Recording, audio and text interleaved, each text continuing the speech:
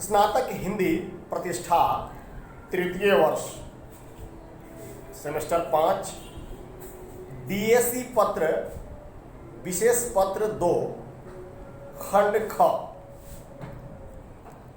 इसके तहत आज हम लोग रामधारी सिंह दिनकर की कविता किसको नमन करूं मैं, इसके बारे में चर्चा करेंगे। यानी किसको नमन करूं मैं कविता को पढ़ेंगे हम।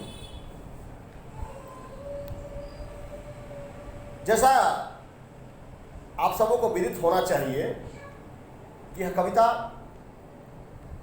आजादी से पहले लिखी गई, जब देश में स्वतंत्रता आंदोलन चल रहा था। उस समय के कवियों को और खासकर के वीर रस के कवियों को, राष्ट्रवादी विचारधारा के कवियों को, इनका एक ही मकसद था कि अपने कविताओं के माध्यम से, अपने लेखों के माध्यम से, अपने कृतियों के माध्यम से देश के अंदर ऐसा वातावरण पैदा करना जिससे लोगों के अंदर राष्ट्र प्रेम की भावना जगे। इस कविता में भी कवि ने उसी का प्रयास किया है। यह कविता दिनकर जी ने इस कविता में देश और अपने मन, इन दोनों से कुछ प्रश्न कर रहे हैं। यानी कहें कि वो दुविधा में पड़े हुए हैं कि इस दोनों में से किसको नमन करना है हमें। इस देश को नमन करूं या अपने मन को, अपने शरीर को, अपनी आत्मा को नमन करूं, किसको नमन करूं? इसी दुविधा में पड़े हुए हैं इस कविता में। कहते हैं कि यह देश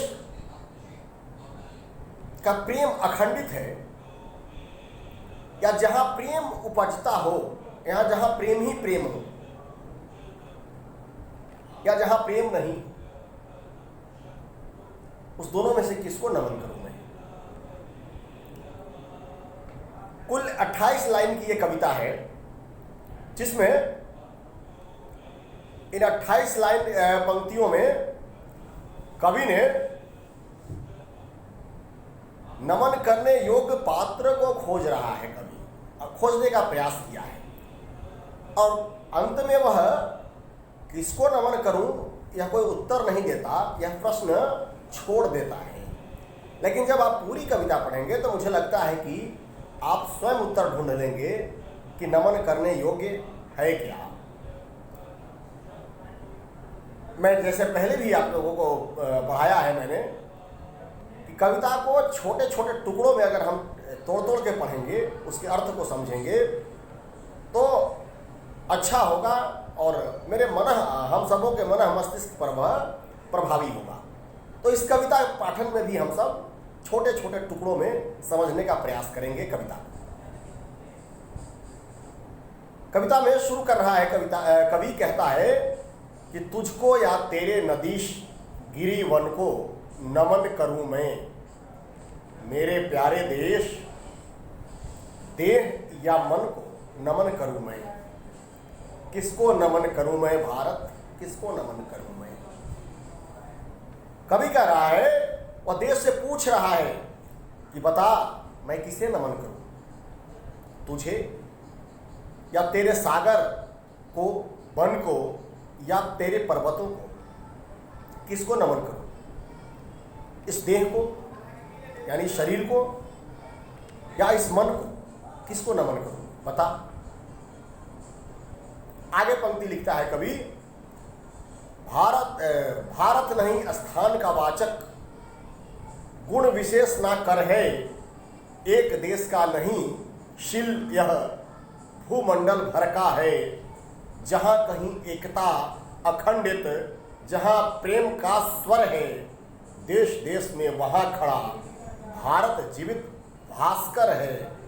निखिल विश्व की जन्मभूमि बंदन की नमन करूं मैं।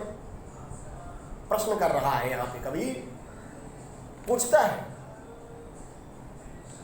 कि बताओ किसको नमन करूं।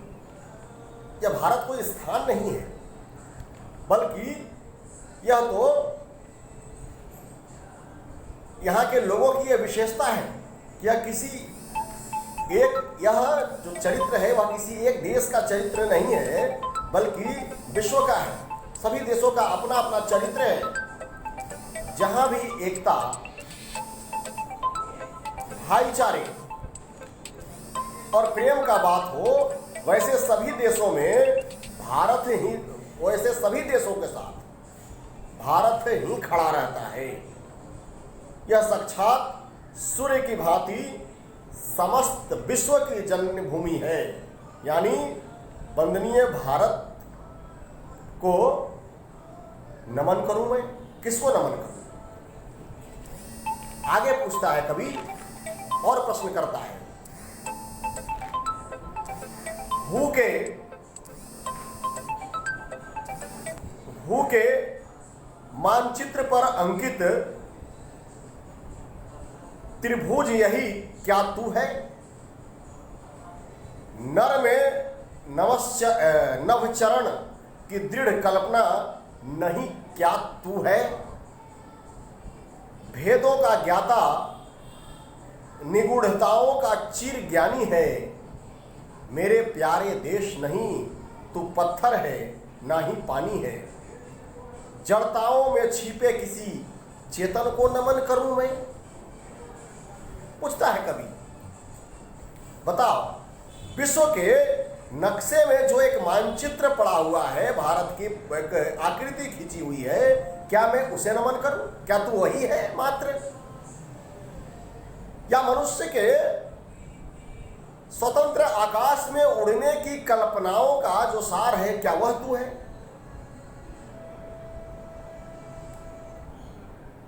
तो सभी भेदों के जानने वाला है, रहस्यों को पहचानने वाला है। यानी सभी भेदों को जानने वाला, रहस्यों को पहचानने वाला तू पुराना ज्ञानी है। हे मेरे प्यारे देश, ना तो तुम पत्थर हो और ना ही पानी हो। तुम्हारे निर्जीवता के अंदर छुपी उस सजीवता को, उस जीव को किसको नमन करूं मैं? तुम्हारे निर्जीवता को, या तुम्हारे अंदर छुपी हुई जो जीव है, जो जीवन है, उसको नमन करूं? किसको नमन करूं मैं? आगे कहता है कवि, खंडित है यह मही शैल से, सरिता से, सागर से। पर जब भी दो हाथ निकल मिलते आ दीपांतर से, तब खाई को पाट शून्य में महामोद मचता है। दो द्वीपों के बीच सेतु यह भारत ही रचता है। मंगलमय यह महासेतु बंधन के नमन करूं मैं? तू ही बता किसे नमन करूं मैं?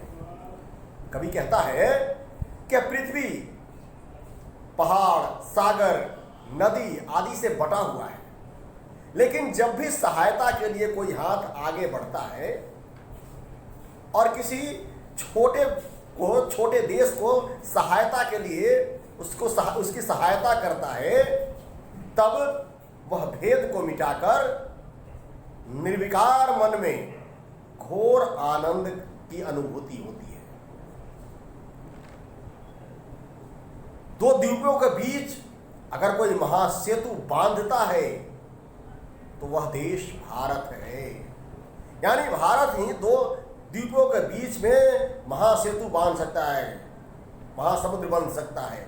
यहाँ पर अपने पुरातन संस्कृति को उद्धृत किया है दिनकर ने। याद होगा हम सबों को, प्रभु श्री रामचंद्र जी लंका विजय के लिए समुद्र पर महासेतु का निर्माण कर देते हैं। उसी बात को उद्धृत किया है। कह रहे हैं कि यह दो द्वीपों के बीच महासेतु अगर कोई बांध सकता है तो वह भारत ही है, वह स्थान भारत है। मानव कल्याण के लिए इस महासेतु को जो बांधा गया है, क्या मैं उसे नमन करूं जो बांधने वाले हैं महासेतु को? यानी मानव कल्याण के लिए जो महासेतु बंधा हुआ है, क्या मैं उसे नमन करूं? किसे नमन करूं? आगे कहता है कवि, दो हृदय के तार जहां भी जो जन जोड़ रहे हैं, जो जन जोड़ रहे हैं, मित्र भाव की और विश्व की गति को मोड़ रहे हैं, घोल रहे हैं जीवन में सरिता, घोल रहे हैं जीवन सरिता में प्रेम रसायन, खोल रहे हैं देश देश के बीच मुंदे वातायन। आत्म बंधु कहकर ऐसे जन जन को नमन करूं मैं। कवि प्रश्न कर रहा है कि बता किसे नमन करूं? इस विश्व में अलग अलग लोगों के बीच जो एकता के तार जोड़ रहे हैं उन्हें नमन करूं,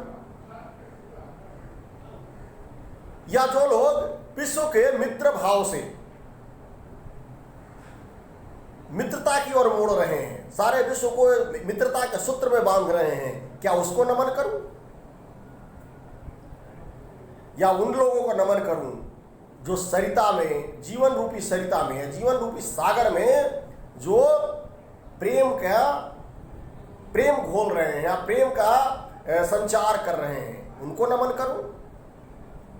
या फिर उनको नमन करूं जो दो देशों के बीच जो दीवारें बंदी है, जो खिड़कियां बंद है, दोनों देश जिससे एक दूसरे के हालचाल समझ सके, एक दूसरे के सुख दुख के साथी हो सके, उस खिड़की के बंद होने से जो चीजें विकृति हुई है, उस खिड़की को खोलने वाले को नमन करूं? किसको नमन करूं? बता। क्या ऐसे लोगों को जो अपने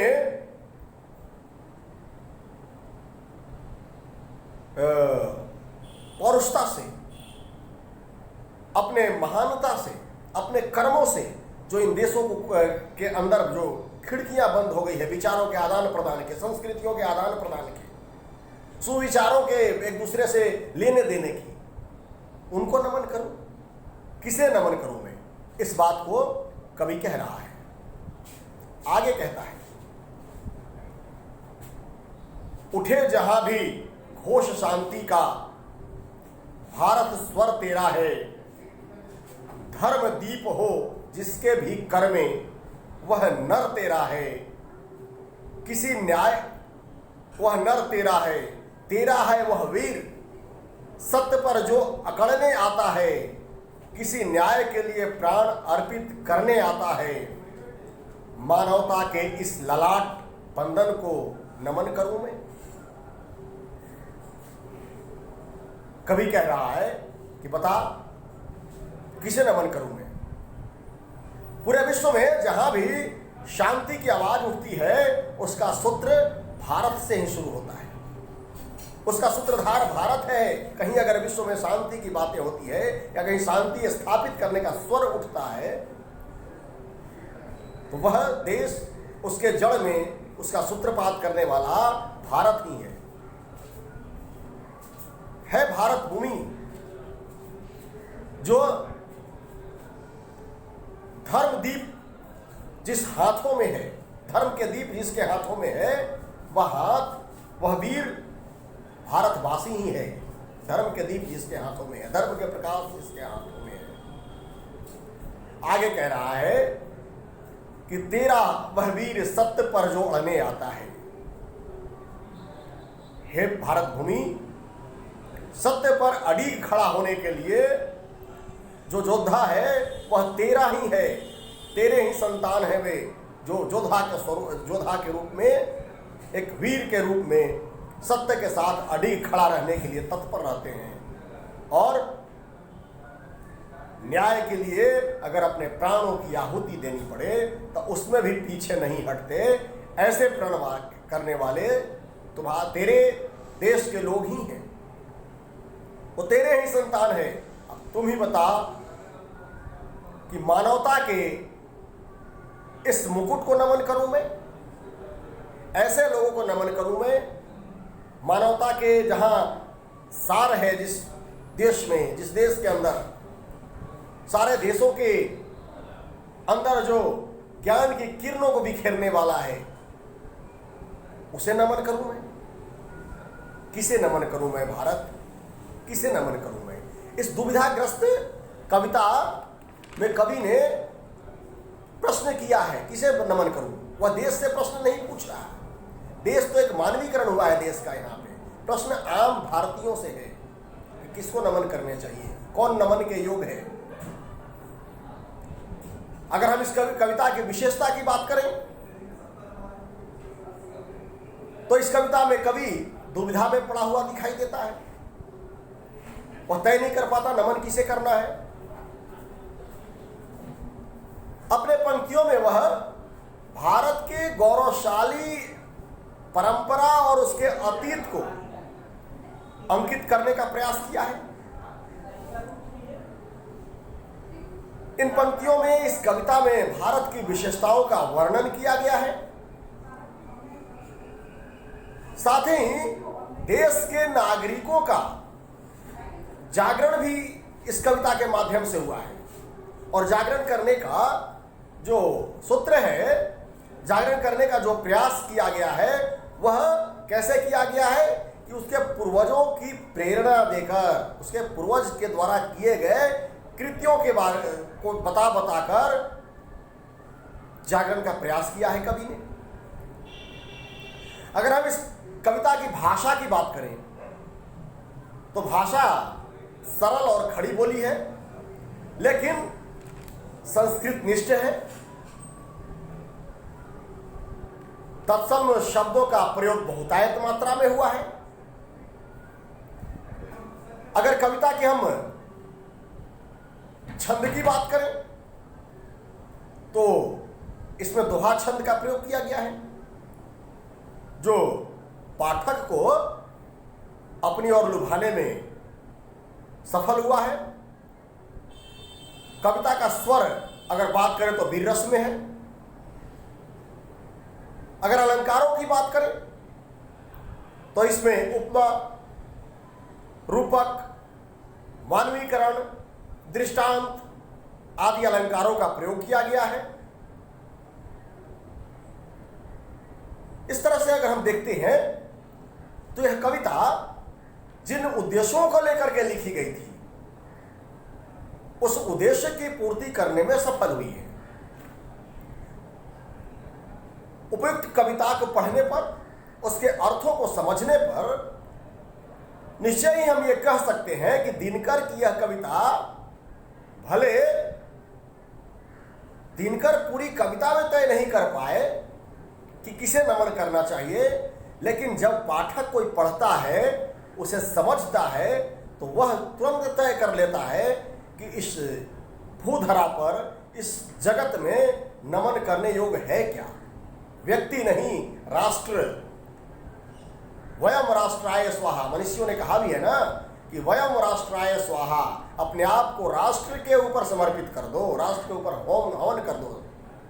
राष्ट्र को समर्पित जब व्यक्ति अपने आप कर देगा तो राष्ट्र की गौरवशाली परंपरा, जो हमारी संस्कृति की धरोहर रही है, उसकी और उसे धरोहर में, उस परंपरा में एक कड़ी और जुड़ जाती है।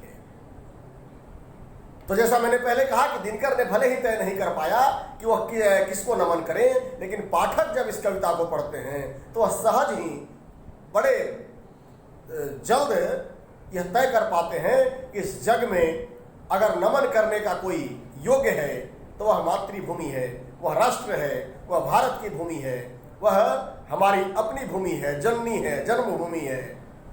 और जननी जन्मभूमि का महत्व क्या है, इस बारे में स्वयं भगवान श्री राम ने कहा था। हमारे यहाँ वेदों में वर्णन है इस बात का कि जब लंका को जीतते हैं, रावण को मार देते हैं, कहते हैं कि कुछ दिन, लक्ष्मण कहते हैं कि कुछ दिन यहां रुका जाए।